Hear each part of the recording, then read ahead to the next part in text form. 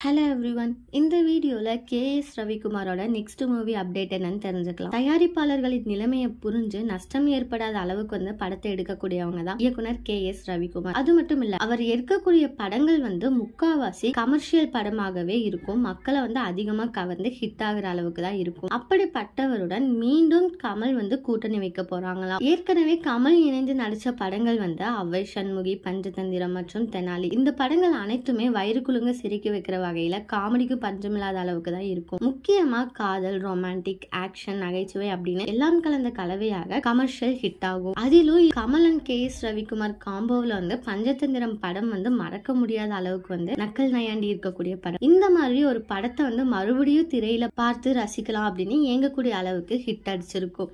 அந்த வகையில பஞ்சதந்திரத்தோட 2ஆம் பாகம் எடுப்பதற்கு கேஎஸ் ரவிக்குமார் தயாராகி விட்டாராம். ஏற்கனவே வெளிவந்த பஞ்சதந்திரம் படத்துல 5 ஆண்கள் சேர்ந்து கட்டின மனைவிகளை ஏமாற்றி ஜாலியா என்ஜாய் பண்றதுக்கு ஒரு ட்ரிப் பிளான் பண்ணிருப்பாங்க. அதே மாதிரிதான் பஞ்சதந்திரம் 2ல ஹீரோக்களை ஹீரோயின்ஸ் பழி வாங்குற மாதிரி ஒரு கதையை யோசிச்சிருக்காங்க அப்படின்னு சொல்லியிருக்காங்க. இதற்காக கேஎஸ் ரவிக்குமார் கமல் கிட்ட 1 லைன் ஸ்டோரி சொல்லியிருக்காங்க.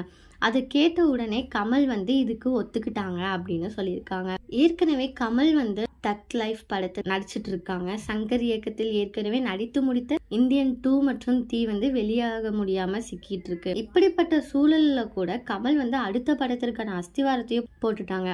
அதற்கு காரணம் என்ன அப்படின்னு பார்த்தோம்னா, படத்துல கமல் அவரோட இயல்பான கேரக்டர்ல நடிச்சிருப்பாங்க.